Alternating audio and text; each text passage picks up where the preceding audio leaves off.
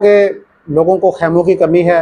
लोग बंद के ऊपर अपना जो ज़रूरी सामान है और अपने बच्चों के साथ वहाँ पे बैठे हुए हैं। धूप है, शदीद गर्मी है, इसी तरह रात को मच्छर काटने का मसाइल पैदा हो जाते हैं, जिसकी वजह से रात को भी लोगों को मुश्किलात पेश आती हैं। इसी तरह उनके पास खाना पकाने के लिए कोई मुनासिब इंतज़ामात नहीं है।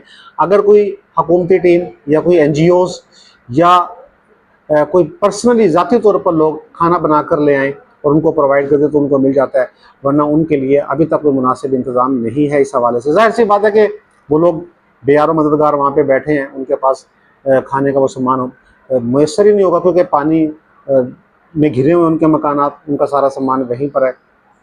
खैमों की कमी है। इसी तरह अमूमी तौर पे देखा यह गया कि जब कोई वबा आती है, सैलाब आता है, तो वहाँ पे बीमारियाँ फूट पड़ने का अंदेशा होता है। तो ऐसे में प्रॉपर मेडिकल कैंप का